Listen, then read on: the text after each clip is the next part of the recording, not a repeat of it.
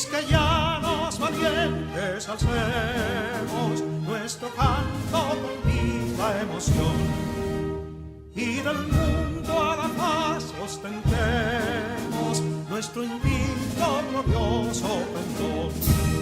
Salve el pueblo que intrépido y fuerte a la guerra a morir se lanzó, cuando en bélico reto de muerte sus cadenas de esclavos rompió.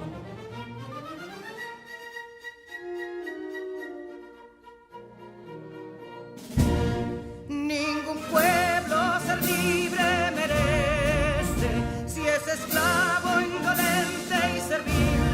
Si en su pecho la llama no crece, que templó el heroísmo viril, más que estrella la incógnita y brava, siempre altiva la frente alzará, que si fuere mil veces esclava, otras tantas ser libres habrá.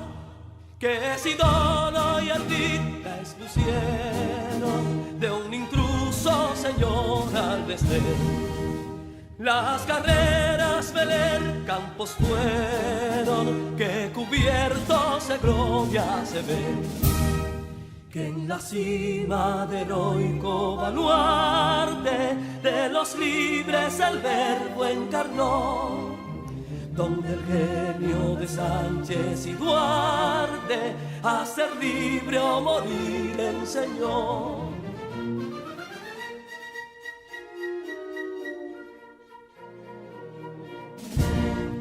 Y si pudo inconsulto caudillo de esas glorias el brillo empañar, de la guerra se vio en Capotillo la bandera de fuego ondear. Y el incendio que atónito deja de Castilla al soberbio león, de las playas gloriosas le aleja, donde flota el cruzado pendón. Compatriotas, mostremos erguida nuestra frente orgullosos de hoy más, que Quisqueya será destruida, pero sierva de nuevo jamás. Que santuario de amor cada pecho, donde la patria se siente vivir, y es su escudo invencible el derecho, y es su lema ser libre o morir.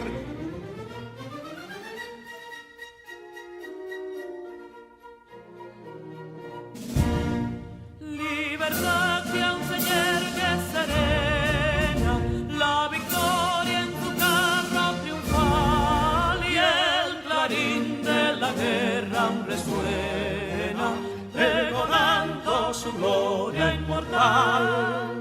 Libertad, que los ecos se agiten mientras llenos de noble ansiedad nuestros campos de gloria repiten. Libertad, libertad, libertad.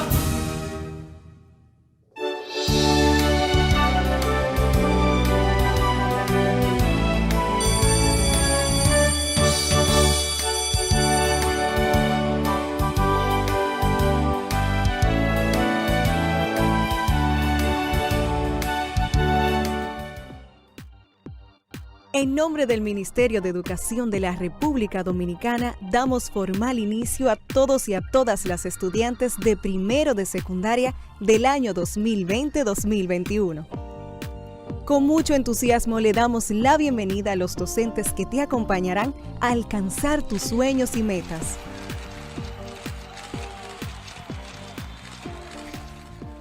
Soy Luz María Rodríguez, tu maestra de matemáticas, y junto a ti sumaremos voluntades, buscaremos soluciones y obtendremos el mejor de los resultados de lo que esperas en tu vida.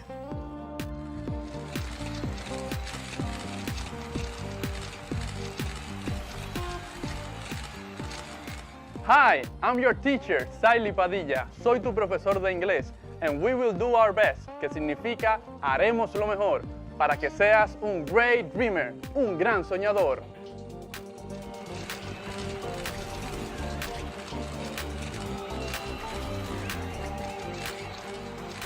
Soy Scarlett Rincón, tu maestra de lengua española, y te acompañaré a navegar con mi imaginación hacia lo épico, lo lírico y lo dramático en este viaje hacia tus sueños.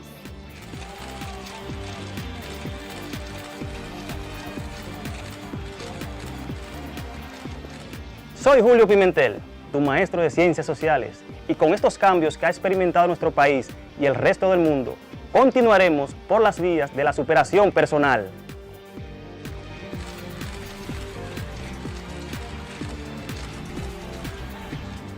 Soy Isaura Peralta, tu maestra de Ciencias de la Naturaleza.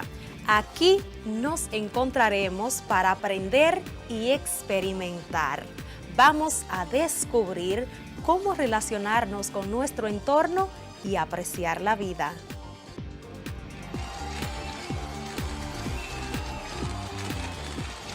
Salut, ¿cómo ça va? Hola, ¿qué tal? Soy et Chanson La Jeunesse, tu profesor de francés, el idioma de romance. Te invito a un increíble viaje de conocimientos que nunca olvidarás. ¡Voilà! Estudiantes y maestros, bienvenidos y bienvenidas a este compromiso por el futuro de nuestro país. Y tú, sé quien quieras ser. Alcanzar tus metas es posible.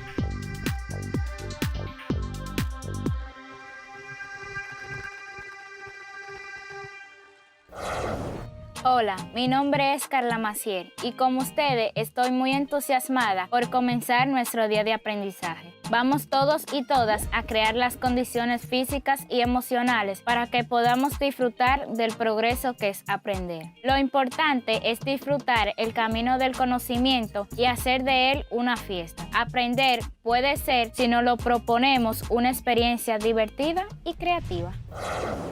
Excelente viernes para todos. Les doy la más cordial bienvenida a mis queridos y queridas estudiantes.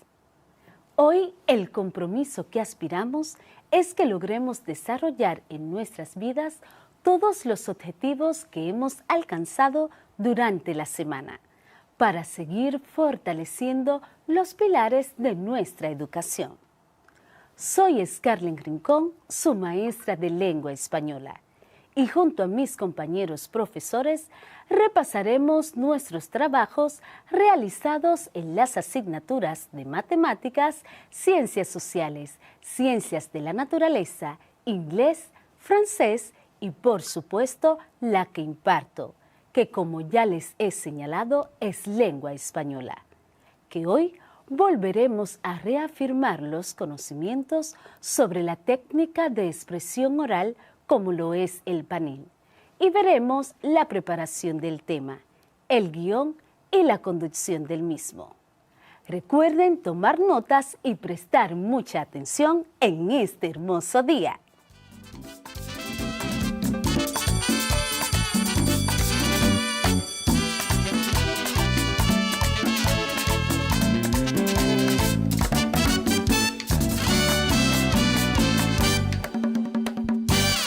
Estimados estudiantes, les doy la más cordial bienvenida a nuestra clase de lengua española. Para nuestro encuentro de hoy estudiaremos el panel, su función, estructura, integrantes, características e importancia de la argumentación en el panel. ¿Qué es un panel? El panel es una técnica de expresión oral mediante la cual un grupo de 4 a 6 personas analiza un tema desde diferentes puntos de vista frente a un auditorio. Los participantes discuten entre sí el tema propuesto y exponen sus opiniones. De lo anteriormente expuesto, podemos resaltar que el panel es una técnica de expresión oral. En el mismo, un grupo de 4 a 6 personas analiza un tema desde diferentes puntos de vista, frente a un auditorio o público, y que los participantes del panel discuten entre sí el tema y exponen sus opiniones. El panel tiene como función dar información completa y autorizada sobre un tema de interés. En un panel se trata un tema de interés que esté afectando a la comunidad o sociedad. Los participantes discuten acerca del tema expresando cada uno sus opiniones, con mucha organización y formalidad, moderados por alguien. Y hablando de moderador o moderadora, ¿qué te parece si conocemos más a fondo quiénes son los participantes de un panel? El panel de discusión tiene un moderador que se encarga de presentar y dar la palabra a los expertos, controlar el tiempo de cada intervención y ceder los turnos de habla. Una vez concluido el diálogo entre los especialistas, el moderador resume los principales aspectos tratados y luego cede la palabra al público para que haga preguntas a los expertos. Los panelistas presentan distintas perspectivas o aspectos del tema que se discute. Estas posturas no necesariamente se confrontan, ya que en una discusión pueden defenderse puntos coincidentes que coincidan y divergentes que se diferencian.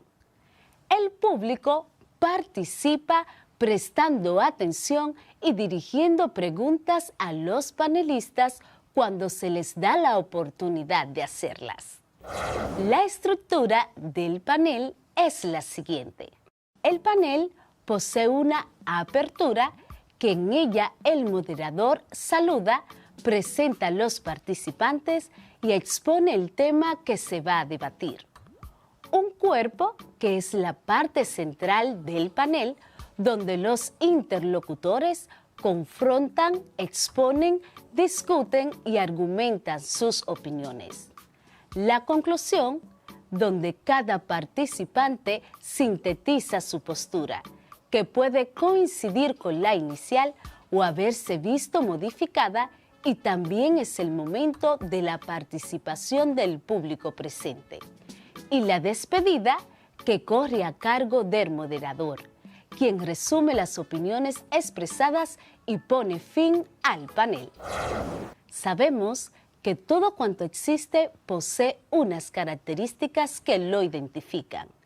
El panel no se queda atrás. Las características que éste posee son las siguientes.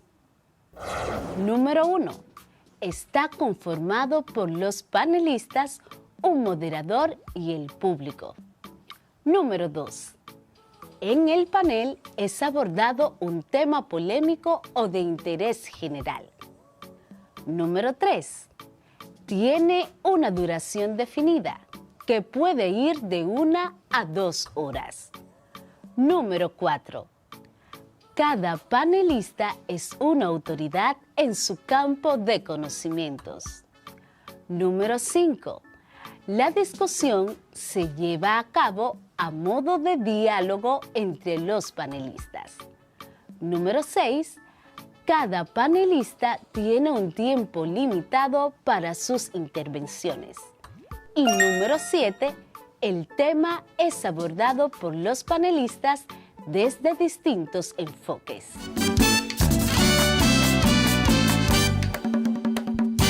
Conozcamos cuáles son las modalidades del panel. El panel posee 2 modalidades y en este sentido es importante resaltar que éstas sirven para informar y asignar a los panelistas. Dichas modalidades son las siguientes. Modalidades de un panel. Conversación informal entre panelistas. En este caso, los participantes discuten entre sí el tema propuesto y exponen sus puntos de vista desde su área de especialización. Se caracteriza por las intervenciones objetivas, coherentes y que se limitan al tema propuesto. Asignación de turnos con tema definido y tiempo fijo. Esta modalidad es muy usual. En este caso, Los panelistas intervienen en el orden previsto. Por lo regular, los aportes consisten en breves trabajos escritos que sus autores leen ante un público. ¿Recuerdas los recursos lingüísticos y paratextuales propios del panel que mencionaron anteriormente? Vamos a recordarlos juntos. Los recursos lingüísticos y paratextuales propios del panel son los siguientes. El uso de sustantivos que se refieren a terminología específica del tema tratado en el panel. Ejemplo, energía eléctrica, contaminación acústica y visual, las migraciones, suministros de agua, entre otros. También están el uso de conectores para ampliar las informaciones del tema y enriquecer los argumentos. Por ejemplo, los de adición, que son palabras como además, también, asimismo. Los conectores de ejemplificación, por ejemplo, palabras como a saber, y de explicación, esto es decir, en otras palabras. También el uso de expresiones propias del registro formal al exponer las ideas sobre temas mundiales. Por ejemplo, las oraciones completas y ordenadas, un vocabulario amplio y el uso de sinónimos y pronombres para evitar repeticiones. Y otro de los recursos son las reglas para hablar en público al momento de desarrollar el panel. Por ejemplo, el dominio del tema, la fluidez y el control. Ya que hemos comentado tanto acerca del panel, te invito a que prestes bastante atención para que sepas cómo debes preparar un tema para ser discutido en un panel y a la vez cómo debes prepararte para presentar dicho tema. Te doy un dato importante. La clave para prepararte y participar en un panel es investigar sobre el tema a debatir. Tener una opinión no es suficiente para ser eficaz en un panel. Tienes que ser capaz de tener fuertes materiales de apoyo para tu participación. Hemos llegado al final de la clase de hoy. Nos vemos en nuestro próximo encuentro de lengua española. Continúen preservando su salud y que mi Dios me los llene de muchas bendiciones. Se despide con mucho amor tu profe querida Scarlett Rincón.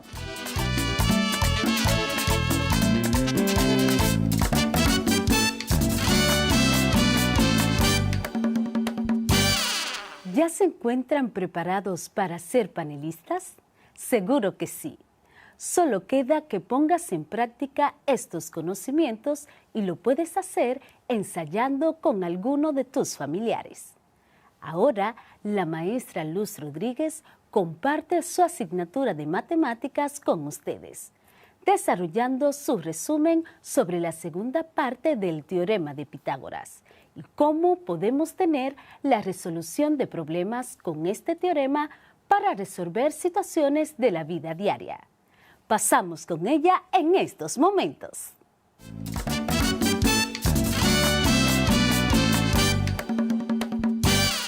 Pitágoras es una de las personas más conocidas de la historia. Fue un matemático y filósofo griego que vivió entre los años 580 a.C. y 495 a.C. Hizo muchas aportaciones en diferentes ciencias como en la astronomía, la música, la filosofía y las matemáticas. Pitágoras nació en la isla de Samos. Tuvo una buena educación. Aprendió de varios maestros prestigiosos como Perequides o Tales. Algunas de sus principales aportaciones en las matemáticas son invención de la tabla de multiplicar, la construcción del pentágono regular y los 5 poliedros regulares. Descubrió la existencia de los números irracionales. En el año 535 a.C. viajó a Egipto, donde se acercó a la geometría, lo que le validó para formular el conocido teorema de Pitágoras para calcular los lados de un triángulo rectángulo. Tal como acabas de recordar, la premisa del teorema de Pitágoras es el cuadrado de la hipotenusa es igual a la suma de los cuadrados de los catetos. Esta premisa se puede expresar con la siguiente fórmula. C al cuadrado es igual a al cuadrado más B al cuadrado. C al cuadrado representa el lado de la hipotenusa elevado al cuadrado. A al cuadrado representa uno de los catetos elevado al cuadrado. Y B al cuadrado representa el otro cateto elevado al cuadrado. Hoy vamos a comprobar de diferentes maneras el teorema de Pitágoras. Al finalizar la clase de hoy, estarás en la capacidad de demostrar matemáticamente el teorema de Pitágoras. La hipotenusa de un triángulo rectángulo es siempre el lado opuesto al ángulo recto. Es el lado más grande de un triángulo rectángulo. Los otros dos lados se llaman cateto opuesto y cateto adyacente. Los nombres están dados por su relación con respecto a un ángulo. El cateto opuesto es el lado que está enfrente del ángulo dado. El cateto adyacente es el lado que está junto al ángulo dado y que no es la hipotenusa. Resumiendo todo esto desde la perspectiva del ángulo A, el segmento AB sería la hipotenusa, el segmento BC representa el cateto opuesto y el segmento CA sería el cateto adyacente. Y desde el ángulo B, el segmento AB sería la hipotenusa, el segmento AC representa el cateto opuesto y el segmento CB sería el cateto adyacente. Luego de escuchar estos datos, ya podemos continuar con la comprobación de nuestro teorema. Ahora asignamos un valor a cada lado del triángulo y decimos que el cateto opuesto mide 3 centímetros. El cateto adyacente mide 4 centímetros y la hipotenusa mide 5 centímetros. Para demostrar el teorema de Pitágoras, seguimos los siguientes pasos. Primero, escribimos la fórmula que describe el teorema de Pitágoras, que es C al cuadrado es igual a al cuadrado más B al cuadrado, donde C va a ser igual a 5 centímetros, A va a ser igual a 3 centímetros y B va a ser igual a 4 centímetros. Segundo, sustituimos en nuestra fórmula cada letra por su valor. Así, 5 al cuadrado es igual a 3 al cuadrado más 4 al cuadrado. Tercer paso, procedemos a realizar el cálculo en la sustitución de nuestra fórmula. Como la potencia es una multiplicación repetida de la cantidad que se eleva, solo tenemos que multiplicar 2 veces cada número por sí mismo, donde 5 por 5 es igual a 3 por 3 más 4 por 4. Y eso va a ser igual a 25 igual a 9 más 16. Lo que es igual, 25 igual a 25. ¿Es esta expresión verdadera? Sí. Por lo tanto, así queda demostrado nuestro teorema de Pitágoras.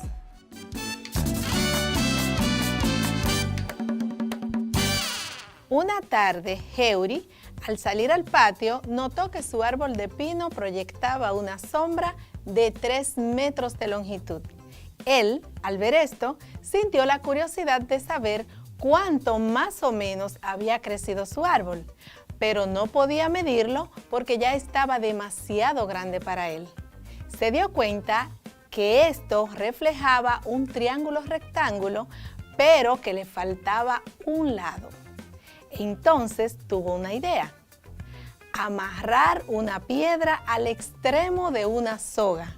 Lanzó la piedra amarrada, logrando que ésta se quede enganchada en la cima del árbol. Inclinó la soga hasta el extremo más alejado de la sombra, logrando con esto medir el tamaño de ese lado del triángulo, lo que resultó una longitud de 5 metros. Sabía que con esos dos datos podría enterarse de qué tan grande estaba ya su árbol. Pensó que la profe Luz había dicho que si se quiere saber la longitud de cualquiera de los lados de un triángulo rectángulo, solo hay que aplicar el teorema de Pitágoras. ¿Crees que Heuri pueda saber qué tanto había crecido su árbol de pino? Bueno, hasta a mí me dio curiosidad por saber. Entonces, quédate muy pendiente al desarrollo de la clase de hoy, porque en cualquier momento lo sabremos. En este caso, vamos a hacer uso de lo que es el teorema de Pitágoras para encontrar las soluciones a dichos problemas. Quiero que sepas que mediante este teorema puedes encontrar la longitud de cualquiera de los lados de un triángulo rectángulo. O sea, que no es solo la hipotenusa, sino que también puedes encontrar los valores de cada uno de los catetos. ¿Sabes cómo hacerlo? Fácil. Solo tienes que aplicar la operación inversa a cada una de las letras que tiene el lado del triángulo que deseas buscar y resolver las operaciones que resulten de esa aplicación. Por ejemplo, si quieres buscar el valor del cateto opuesto, solo tienes que tomar la fórmula original que expresó Pitágoras en su teorema, que dice c al cuadrado es igual a al cuadrado más b al cuadrado. De ella vamos a extraer la letra que representa el cateto opuesto, o sea, la letra A. Lo hacemos así. Pasamos a B del otro lado de la igualdad y nos queda que c al cuadrado menos b al cuadrado es igual a al cuadrado. Y como en las igualdades se cumple que el orden que puedan tener los miembros de cada lado de la igualdad no afecta dicha igualdad, entonces podemos decir que si c al cuadrado menos b al cuadrado es igual a al cuadrado, entonces a al cuadrado es igual a c al cuadrado menos b al cuadrado.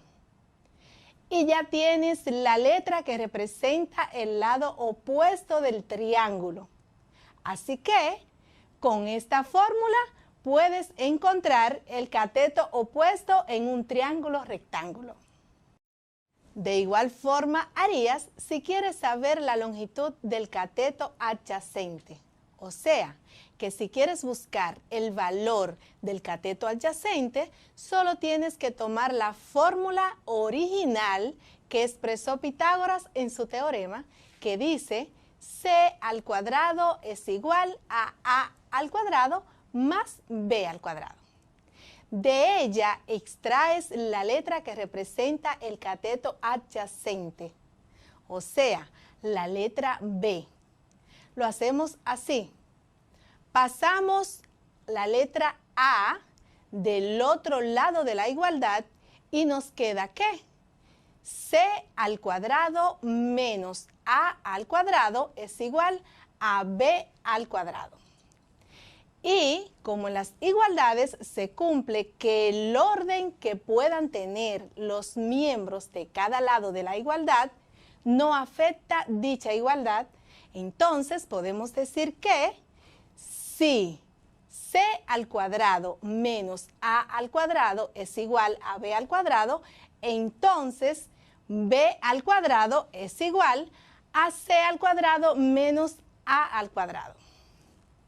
Y ya tienes la letra que representa el lado adyacente del triángulo. Así que con esta fórmula puedes encontrar el valor del cateto adyacente en un triángulo rectángulo. Iniciemos entonces. Justin está en un parque de diversiones donde hay una rampa por la cual él se desliza para llegar al suelo, que lo recibe con una goma muy acolchada para que lo disfrute sin lastimarse. Justin sube por la escalera y se tira por la rampa varias veces. Él quiere saber cuántos metros camina cada vez que llega al suelo y quiere volver al inicio de la escalera. Si la rampa tiene una longitud de 10 metros y la escalera 8 metros, ¿cuántos metros camina Justin cada vez?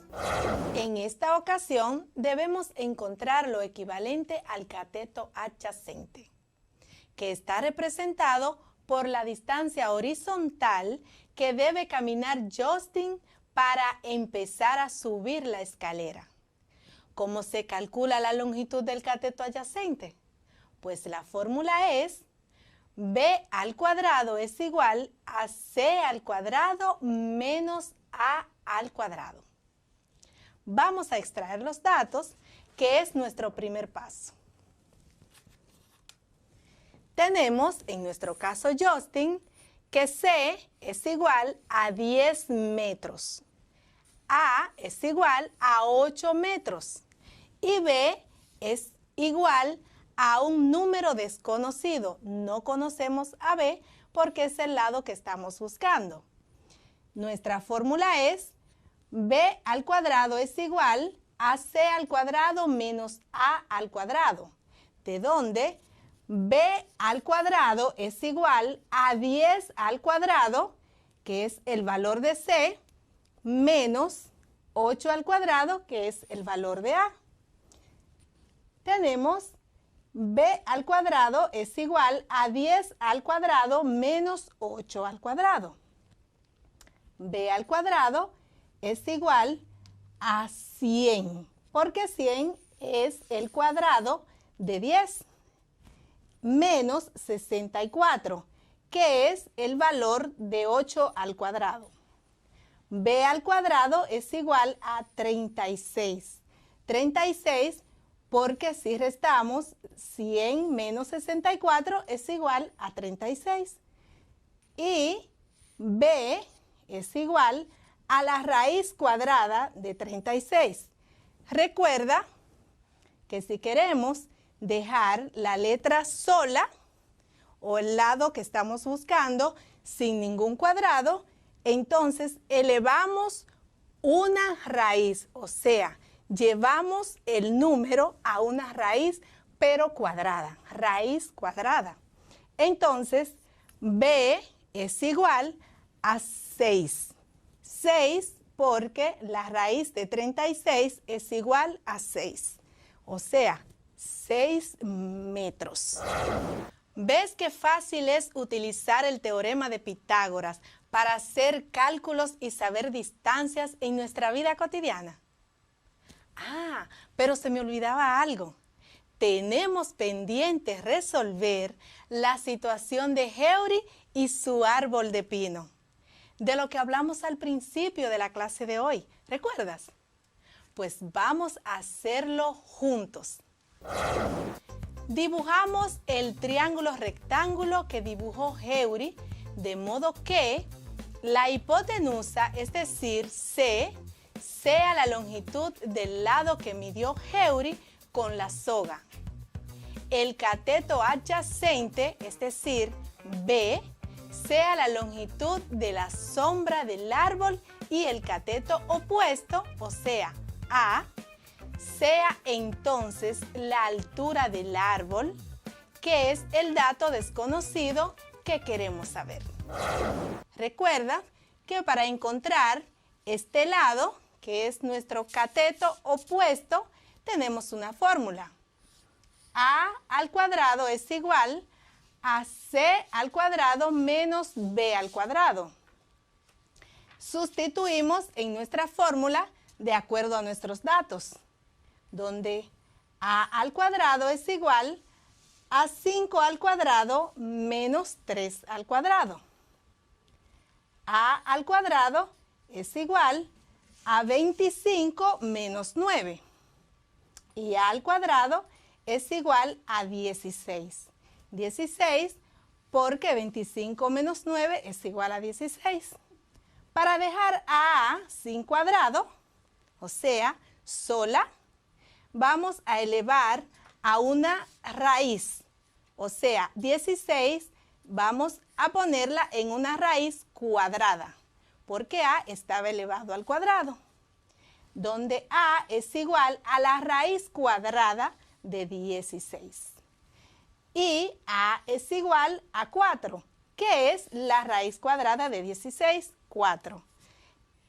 Entonces, Heuri pudo ver que su árbol ya había alcanzado una altura de aproximadamente 4 metros.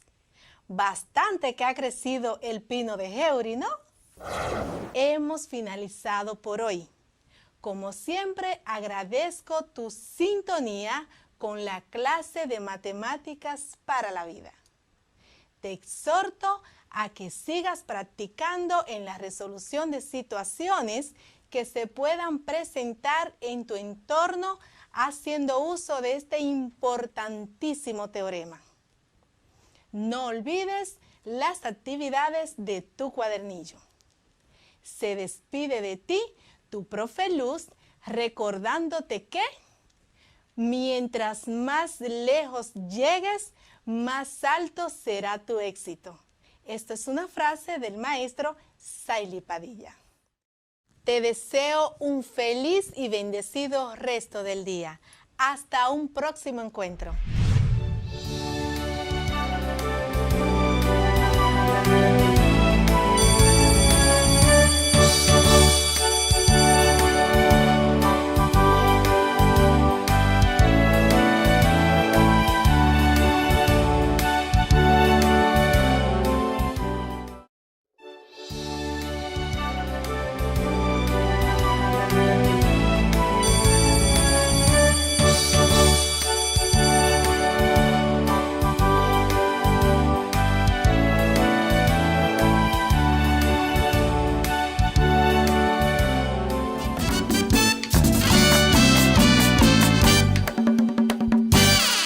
Ya comprendido el mundo del triángulo rectángulo, de los catetos y la hipotenusa, nos trasladamos a una asignatura que nos ayuda bastante a comprender sobre la estructura de la sociedad en que vivimos.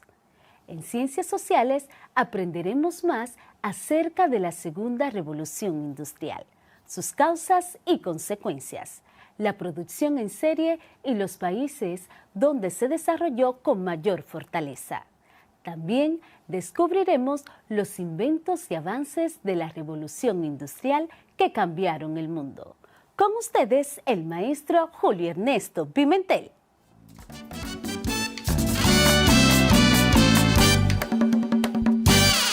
Hola estudiantes, qué bueno que nos acompañan en esta su clase de Ciencias Sociales, donde todos aprendemos en casa. Con ustedes, su profesor Julio Pimentel. Es importante que sepan que el producto final de la semana será la elaboración de una lista de canciones o playlist. Es importante que sepan también que en el transcurso de la clase no tienes que copiar o anotar literalmente cada concepto que te definamos. Las anotaciones pertinentes que quieras hacer en tu cuaderno acerca de la clase las puedes hacer en el resumen y en los ejercicios de aprendizaje, donde siempre hacemos énfasis de los conceptos más importantes. Así, puedes concentrarte y entender mejor todo lo tratado en la clase.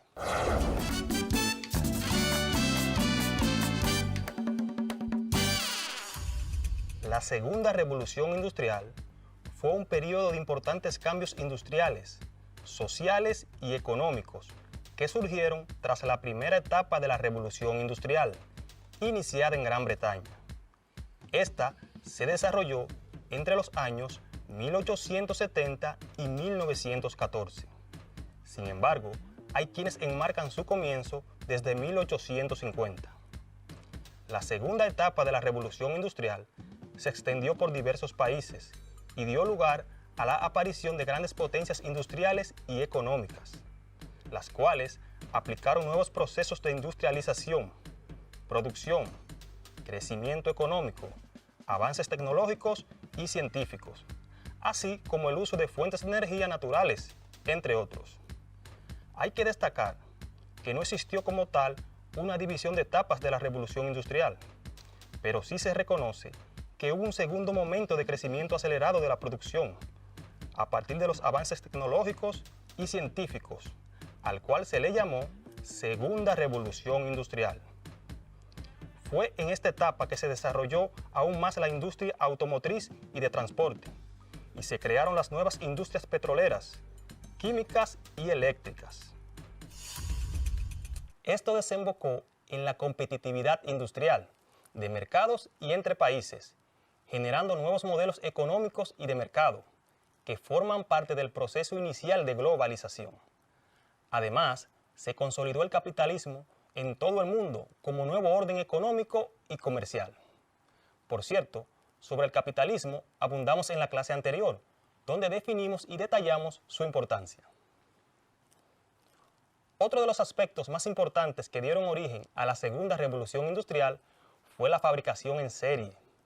Esta supuso un gran avance en la industrialización del siglo XX, principalmente en el sector automovilismo, ya que permitió que se abarataran los precios de muchos artículos que anteriormente eran considerados artículos de lujo. Con esto se logró que las clases sociales de menos ingresos, como la clase media, pudieran acceder a ellos.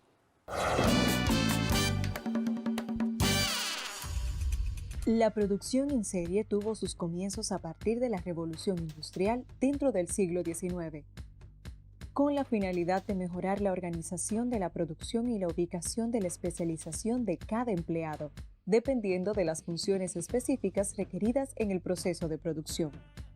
La producción en serie, también conocida como la producción en cadena o producción en masa, es donde se elaboran productos desde el embalaje al cual se le van incorporando diversas piezas que pasan por diferentes centros de trabajo donde cada trabajador realiza una tarea específica. ¿Sabes quién fue Henry Ford y cuál fue su legado? Henry Ford nació el 30 de julio de 1863 en los Estados Unidos de América, en el seno de una familia pobre de ascendencia inglesa.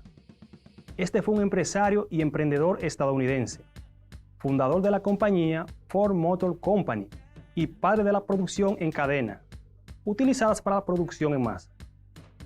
Ford fue quien diseñó la primera cadena de montaje móvil en 1913, revolucionando con esto el proceso de manufactura.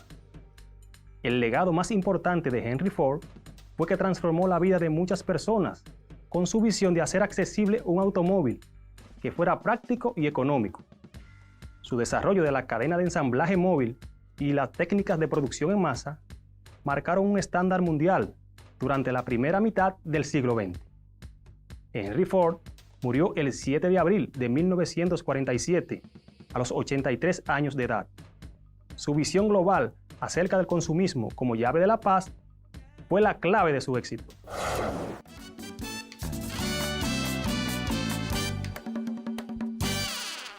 ¿Cuáles fueron los inventos más importantes de la Segunda Revolución Industrial que cambiaron el mundo? Es bueno que recuerdes que en la clase anterior dijimos que durante la Segunda Revolución Industrial se llevaron a cabo importantes investigaciones sociales, políticas, económicas, científicas y tecnológicas, a fin de mejorar la vida de las personas. Dichas investigaciones trajeron como resultado un sinnúmero de inventos que han cambiado nuestro mundo. Esto gracias a la combinación de conocimiento científico con la innovación tecnológica. Es bueno que tengas presente que muchas de estas comodidades que hoy disfrutas son el resultado del ingenio y esfuerzo de personas que pensaron y analizaron cómo facilitarnos la vida. ¿Qué tal si conocemos 5 inventos de la Segunda Revolución Industrial que han transformado el mundo? El automóvil. Este fue uno de los inventos más importantes de la Segunda Revolución Industrial, ya que les permitió a las personas poder desplazarse con rapidez y eficiencia, debido a que el automóvil acortaba las distancias. La bombilla incandescente. La bombilla incandescente es uno de los inventos más utilizados por el hombre, desde su creación hasta principios del siglo XXI. Su invento se le atribuye a Thomas Alva Edison, el cual, el 27 de enero de 1880, patentó la primera bombilla. El teléfono. En 1876, Alexander Graham Bell inventó un dispositivo llamado teléfono. Esto fue posible debido a sus experimentos con el sonido, para hacer que los sordos se comunicaran. Este es uno de los inventos más destacados durante el periodo de la Segunda Revolución Industrial, ya que facilitó y sigue facilitando la comunicación entre las personas. El avión. Este fue inventado en 1903 y permitió hacer realidad el sueño de la humanidad de poder volar. Además, fue testigo en el siglo XX del crecimiento más influyente en el transporte a nivel global. Hoy día, el transporte aéreo es fundamental en muchos aspectos. El cinematógrafo. En 1895, los hermanos Lumière inventaron el cinematógrafo. Estos estudiaron la forma de generar imágenes que se pudieran filmar y reproducir en movimiento. Pero dichas imágenes no tenían sonido. Este invento allanó el camino para que naciera la industria cinematográfica. En el día de hoy aprendimos acerca de los inventos y avances más importantes de la Segunda Revolución Industrial que cambiaron el mundo. Comprendimos también cómo afecta al medio ambiente el desarrollo industrial. Comprendimos que las investigaciones realizadas durante la Segunda Revolución Industrial trajeron como resultado un sinnúmero de inventos que han cambiado nuestro mundo. Esto gracias a la combinación de conocimiento científico con la innovación tecnológica. Conocimos también la importancia que tuvo el descubrimiento de nuevas fuentes de energía para que se produjera la Segunda Revolución Industrial, donde el surgimiento de nuevas fuentes de energía, como la electricidad y el petróleo, permitió el desarrollo de los motores de combustión interna. En la clase de hoy vimos los aportes de los inventores Nikola Tesla y Thomas Alva Edison en el área de la electricidad, mientras que en el área científica hubo importantes avances, entre los que destacan la teoría de la evolución de Charles Darwin, los procesos de pasteurización y conservación de alimentos de Louis Pasteur y el descubrimiento de la tuberculosis por Robert Cosme.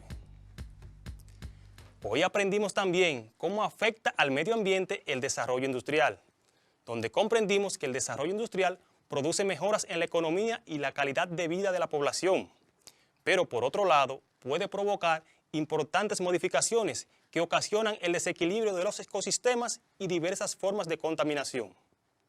Vimos además las medidas que podemos tomar para reducir la contaminación ambiental en nuestro país y en el mundo, como son reducir el consumo de plásticos, disminuir el uso de agua, consumir menos energía eléctrica y tirar la basura al zafacón, entre otras.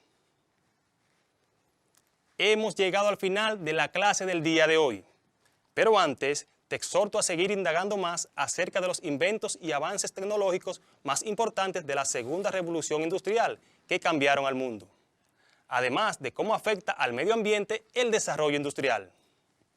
Hoy aprendimos Ciencias Sociales con tu profesor Julio Pimentel. Hasta la próxima clase.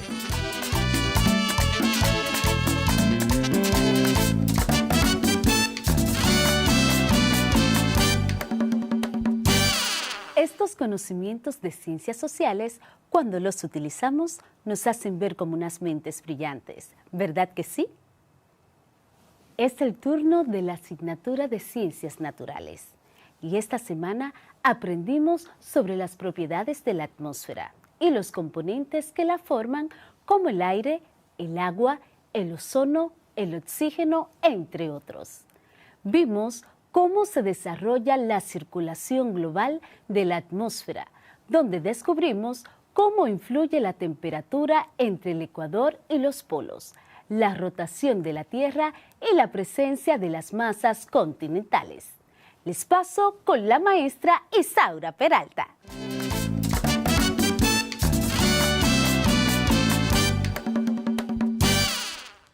Hola chicos, ¿cómo se sienten hoy? Espero que muy bien.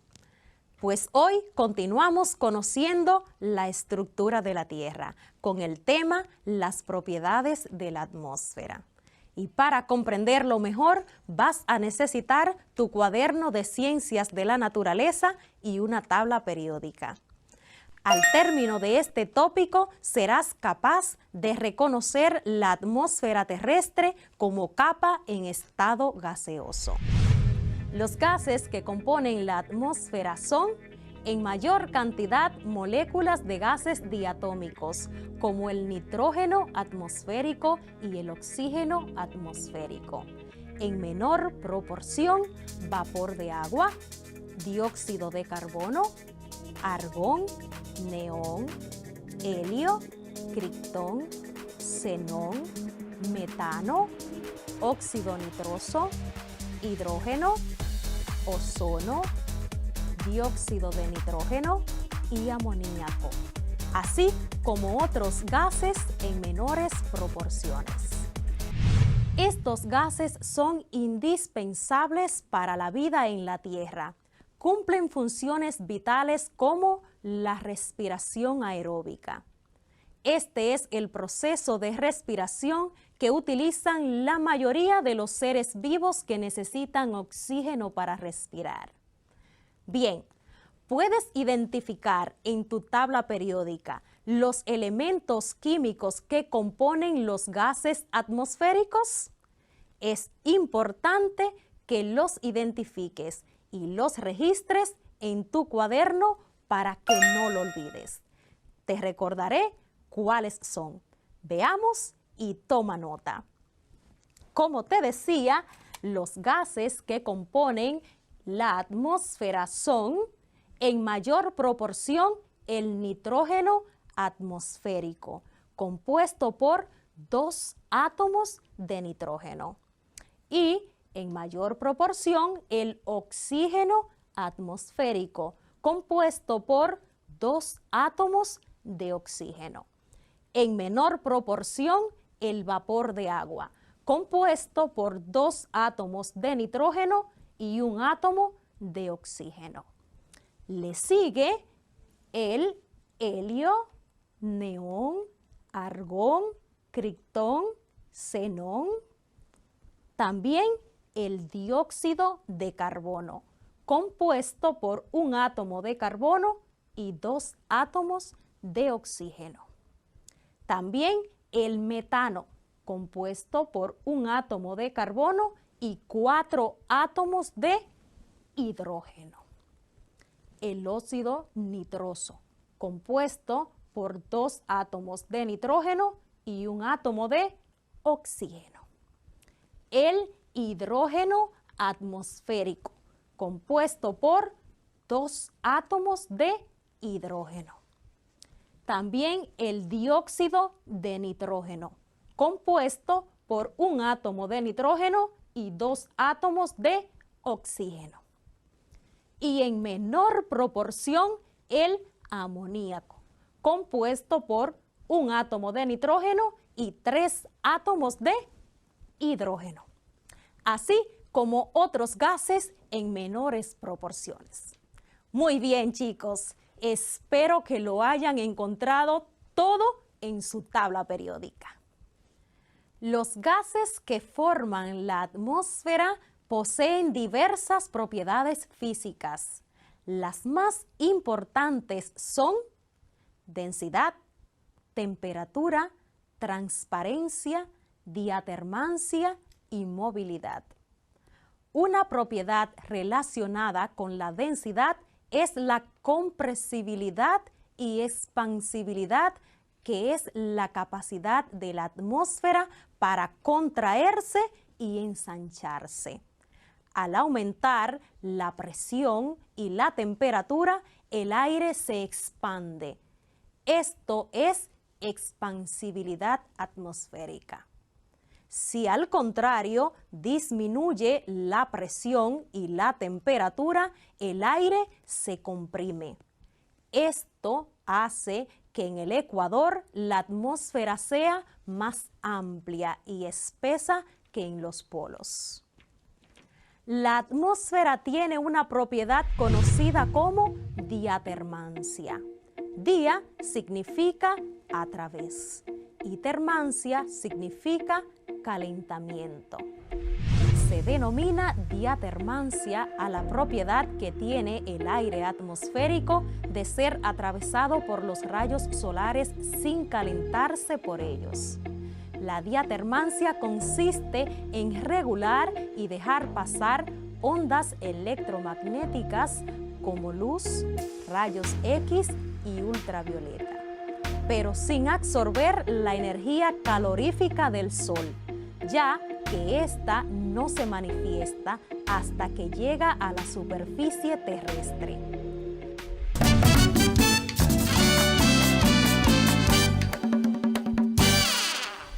Continuamos conociendo las ciencias de la Tierra, hoy con el tema circulación del aire en la atmósfera. Soy tu maestra, Isaura Peralta, e iniciamos con nuestro paseo por el conocimiento. Para comprender mejor el tema de hoy, debemos definir algunos conceptos. Primer concepto, circulación atmosférica. Es el movimiento del aire atmosférico a gran escala y junto a la corriente marina es el medio por el que el calor se distribuye sobre la superficie de la Tierra. Segundo concepto, viento. Es la circulación de masas de aire. Los vientos se producen por variaciones de presión, rotación y temperatura. Tercer concepto, latitud. La latitud establece las distancias entre los paralelos. Se miden en grados a partir del círculo del ecuador. Siempre se mide hacia el norte o hacia el sur. Como hay 90 paralelos en cada hemisferio, norte y sur, la mayor latitud que se puede medir en cada uno es de 90 grados, ya sea hacia el sur o hacia el norte. La República Dominicana se localiza entre los 17 grados y 19 grados de latitud en el hemisferio norte, por lo que los vientos que predominan en la isla son los vientos alisios.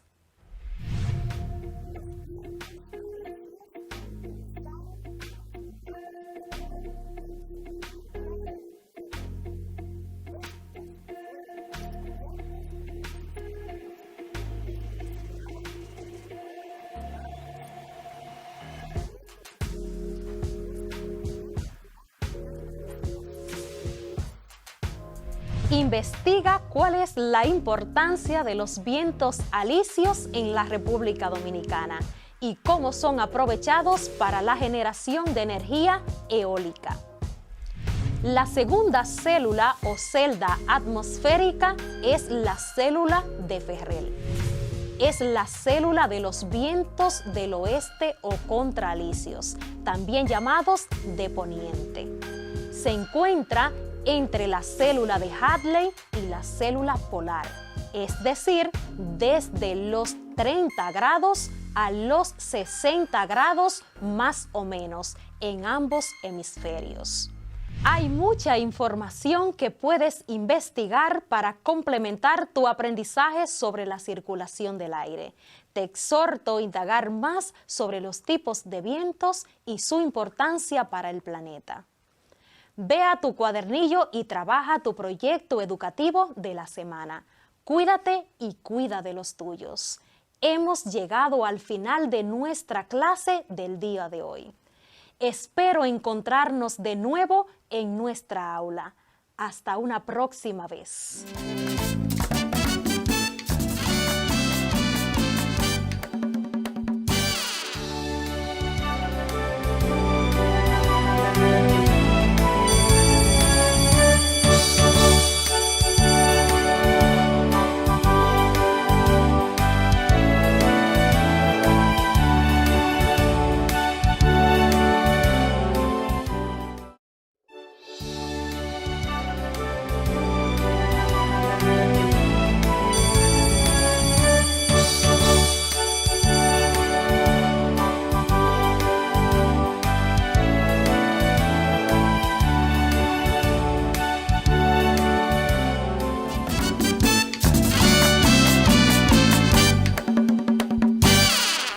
esta parte de nuestras clases de hoy le dedicamos toda nuestra atención a los idiomas. Aprenderlos es muy importante para el desarrollo de nuestra sociedad. Hoy en inglés conoceremos la segunda parte de las canciones a través del tiempo y los pronombres demostrativos. ¿Ready? Pues aquí les dejo con el maestro Saily Padilla.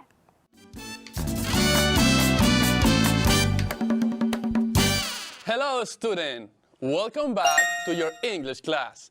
I'm your teacher, Saily Padilla.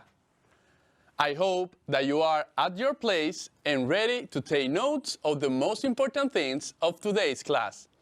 I remind you that my biggest desire, mi mayor deseo, es que aprendas inglés desde casa preservando tu salud. Te recuerdo que la palabra playlist significa lista de canciones o lista de reproducción. Dentro de las primeras actividades que te anima a hacer tu cuadernillo están utilizar un buscador para encontrar sugerencias acerca de cómo crear una lista de reproducción y además cómo utilizar un traductor automático para conocer el significado de las palabras de un texto. Luego de estas, se empiezan a analizar los pasos para crear una lista de reproducción. El primer paso es choose your audience and how to share your playlist. Choose your audience and how to share your playlist. Elige a tu audiencia y cómo compartir tu lista de canciones. El segundo paso que analizamos en la clase pasada fue choose if you want to create a mood playlist or a party playlist and select the songs. Elige si quieres crear una lista de canciones según el estado de ánimo o una lista de canciones para fiesta. Y elige las canciones. Para que comprendas mejor, la página 33 te presenta dos ejemplos de lista de canciones. Vamos a escuchar nueva vez estos ejemplos. Pay attention. Playlist number 1. Title of the playlist, Chips and Salsa. Título de la lista de canciones, Papitas y Salsa. Audience, Friends. Audiencia, amigos. Description of the playlist. This playlist is for friends. It has a variety of songs about food. All the titles or lyrics mention food items. I listen to the songs when I'm with friends. Descripción de la lista de canciones. Esta lista de canciones es para amigos. Tiene una variedad de canciones acerca de comida. Todos los títulos o letras mencionan elementos de comida. Yo escucho estas canciones cuando estoy con amigos. Number of songs. It has 20 songs. Número de canciones. Tiene 20 canciones. Cover of the playlist. It has some chips and salsa. Portada de la lista de canciones. Tiene algunas papitas y salsa. Playlist number 2. Title of the playlist. Mixed Generations Party. Título de la lista de canciones. Fiesta para generaciones mixtas. Audience. Family members and friends. Audiencia. Miembros de la familia y amigos. Description of the playlist. This playlist is for all family members as well as for teenagers. It has a variety of songs from ABBA to Daft Punk. I listen to the songs when I feel happy. Descripción de la lista de canciones. Esta lista de canciones es para miembros de la familia adultos, también para jóvenes. Tiene una variedad de canciones, desde ABBA a Daft punk. Yo escucho estas canciones cuando me siento feliz. Number of songs. It has 15 songs of all times. Número de canciones. Tiene 15 canciones de todos los tiempos.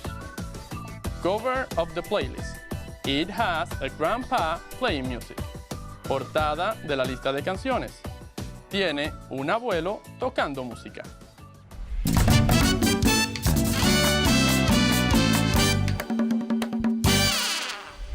Today, we are going to learn about the demonstrative pronouns. Hoy vamos a aprender acerca de los pronombres demostrativos. Are you ready? Let's start by knowing the concept of demonstrative pronouns. Iniciemos por conocer el concepto de pronombres demostrativos. A demonstrative pronoun is a pronoun that represents a noun and expresses its position. Un pronombre demostrativo es aquel que representa un sustantivo y expresa su posición. Te repito, un pronombre demostrativo es aquel que representa a un sustantivo y expresa su posición. But what are the demonstrative pronouns? ¿Cuáles son estos pronombres? Presta atención porque te los diré en inglés y en español. Toma notas. Ahora aprenderás los pronombres demostrativos. This. Esto, este, esta. This. That. Eso, ese, esa. That. These. Estos, estas. These. Those. Esos, esas. Repite después de mí. This. That. These. Those. Estos se escriben. This. T-H-I-S. T-H-I-S. This. That. T-H-A-T. T-H-A-T. That. These. T-H-E-S-E.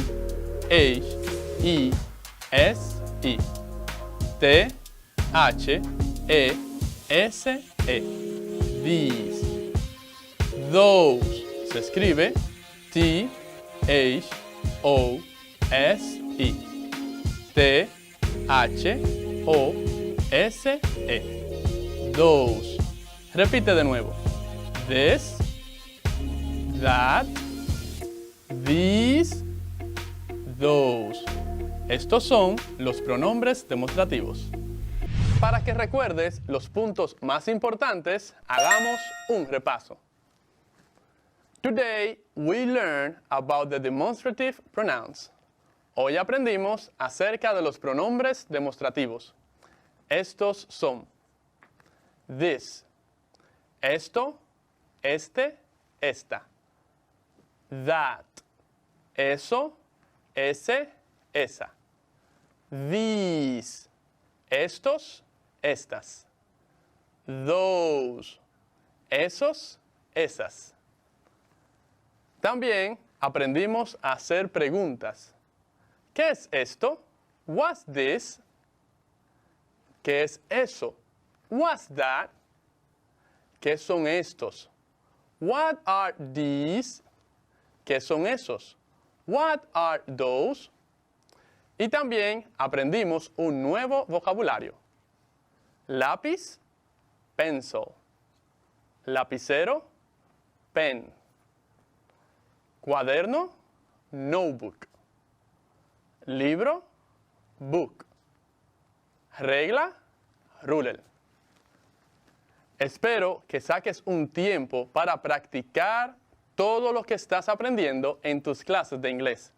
Me siento muy feliz de que estés prestando mucha atención. También recuerda que si le enseñas a otros lo que vas aprendiendo, es más probable que se te quede en la mente por largo tiempo. Espero tenerte en sintonía en nuestra próxima clase. Se despide tu teacher, Saily Padilla. Goodbye. See you next class.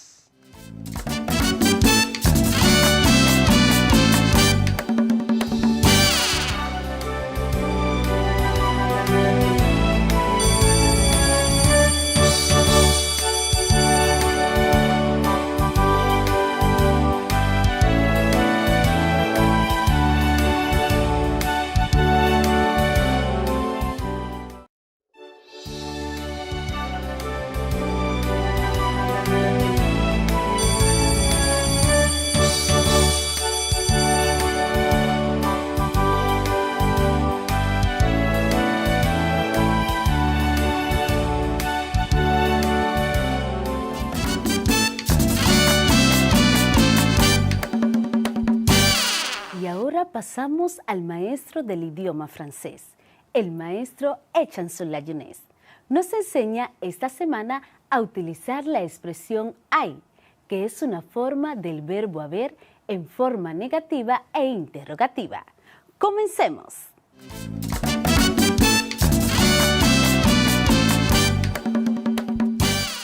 ¿Ya ves de qué vamos a hablar?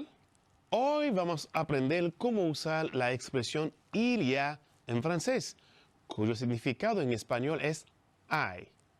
Quand utiliser l'expression il y a en français? ¿Cuándo se utiliza la expresión il y a en francés? On utilise il y a pour indiquer que quelque chose, quelque existe, se trouve et quelque part. Usamos il y a para indicar que algo, alguien existe, algo que se encuentra en alguna parte. Por ejemplo, il y a 2 kilomètres d'ici à la gare. Hay 2 kilomètres de aquí à la estación. On l'utilise aussi pour indiquer la mesure, la somme, le nombre, etc. También se utiliza para indicar medida, suma, número, entre otros. Por ejemplo, il y a une douzaine de pommes sur la table. Hay una docena de manzanas en la mesa. Para poder comprender mejor su uso y aplicación, veamos los siguientes puntos. Forma afirmativa de il y a. Por lo general, esta expresión puede tener la siguiente estructura. Il y a más artículos indefinidos. Un, une, des, más sustantivo. Por ejemplo, il y a un chat sur la table. Hay un gato sobre la mesa. Repito, il y a más artículos indefinidos, un, une, des, más sustantivo. Por ejemplo, il y a un chat sur la table. Hay un gato sobre la mesa. Otra estructura puede ser il y a más número más sustantivo. Por ejemplo, il y a 2 livres dans mon sac. Hay 2 libros en mi bolso. Repito, otra estructura puede ser il y a más número más sustantivo. Por ejemplo, il y a 2 livres dans mon sac. Hay 2 libros en mi bolso. Salut, ça va? Je vais bien, et toi? Très bien. J'ai vraiment faim. Je veux quelque chose à manger. Vraiment. Il y a des œufs et des bananes dans le frigo. Tu peux préparer quelque chose à manger. Qu'est-ce que tu penses? ¿Qué expresión usó Saily para ubicar los huevos y los plátanos de la nevera? Él me dice, il y a des œufs et des bananes dans le frigo. Tu peux préparer quelque chose à manger? Qu'est-ce que tu penses? Hay huevos y plátanos en la nevera. ¿Puedes preparar algo para comer? ¿Qué piensas al respecto? Il y a des œufs et des bananes dans le frigo. Hay huevos y plátanos en la nevera. Como puedes notar, il y a, hay en español, es una expresión muy importante en francés. Conocerla bien y saber usarla bien te simplifica tu vida al momento de ubicar un objeto o persona. Por ejemplo, il y a deux hommes à la porte. Hay dos hombres en la puerta. Repito, il y a deux hommes à la porte. Hay dos hombres en la puerta. Il y a deux cahiers sur la table. Hay dos cuadernos sobre la mesa. Repito, il y a deux cahiers sur la table. Hay dos cuadernos sobre la mesa.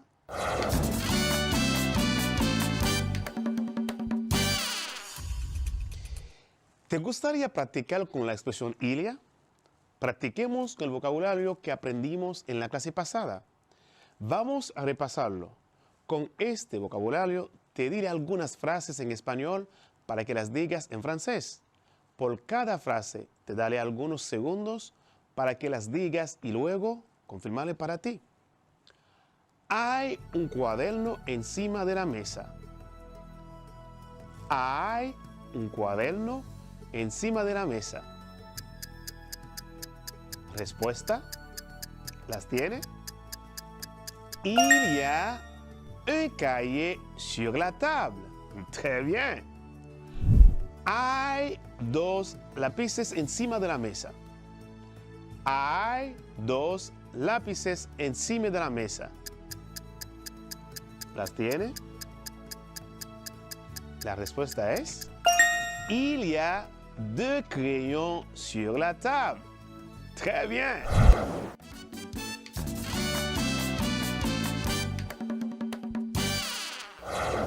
Como lo habíamos mencionado anteriormente, el día de hoy vamos a aprender cómo usar la expresión il y a en forma negativa e interrogativa. Para empezar con nuestra clase, escuchamos de nuevo el diálogo con que empezamos la clase. Presta mucha atención. Y a-t-il une voiture devant la porte? Non, il n'y a pas une voiture devant la porte. Qu'est-ce qu'il y a devant la porte? Il y a un autobús devant la porte. D'accord. Como puedes notar, en esta conversación hay 4 frases con la expresión il y a, pero de formas diferentes. Vamos a analizarlas para entender mejor. Y a-t-il une voiture devant la porte? ¿Hay un carro delante de la puerta? Repito. Y a-t-il une voiture devant la porte? ¿Hay un carro delante de la puerta? En la primera frase que yo utilicé para preguntar a Zairi, pudiste darte cuenta en qué forma está escrito la expresión il y a. Como puedes ver, il y a está en la forma interrogativa. Veamos cómo podemos utilizar il y a en la forma interrogativa. Existen 2 maneras de realizar la forma interrogativa. Una de ellas es añadiendo a la frase es que o simplemente invirtiendo la frase il y a. Por ejemplo, ¿est-ce qu'il y a un chat sur la table? ¿Hay un gato sobre la mesa? ¿Est-ce qu'il y a 2 livres dans mon sac? ¿Hay 2 libros en el bolso?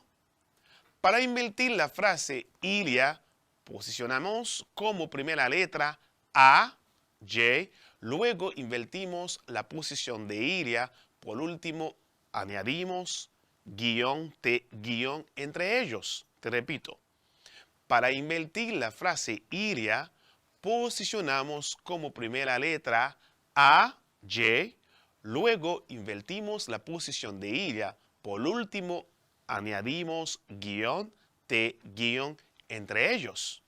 Por ejemplo, ¿y a-t-il un chat sur la table? ¿Hay un gato sobre la mesa? O podemos decir, por ejemplo, en el segundo ejemplo, ¿y a-t-il 2 livres dans mon sac? ¿Hay 2 libros en mi bolso? Continuemos analizando la conversación. No, il n'y a pas de voiture devant la porte. No, no hay carro delante de la puerta. Así me respondió Saily. Como puedes notar, la expresión il y a está en la forma negativa. Il n'y a pas. No hay. No. Il n'y a pas de voiture devant la porte. No, no hay carro delante de la puerta. Para su forma negativa se añade en apóstrofe o n apóstrofe antes y juntamos y también para después de a. Como la construcción de la oración toma un sentido negativo, hay que cambiar el artículo indefinido un, une, de a de. Repito, para su forma negativa se añade en apóstrofe o n apóstrofe antes y junto a y, también para después de a. Como la construcción de la oración toma un sentido negativo, hay que cambiar el artículo indefinido un, une, de a de.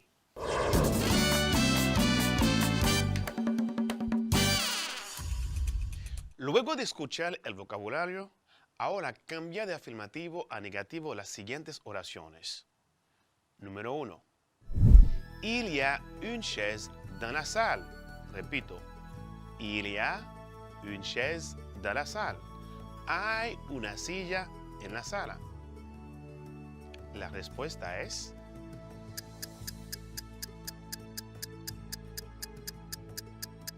il n'y a pas de chaise dans la salle.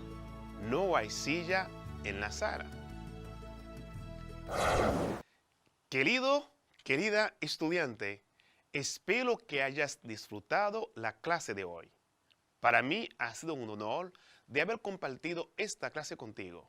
Y recuerda que es la práctica que hace el maestro. No duden de la capacidad que tienen para avanzar en este idioma. Quédense en casa para preservar la salud. Soy Echanson La Jeunesse, su profesor de francés. Hasta la próxima.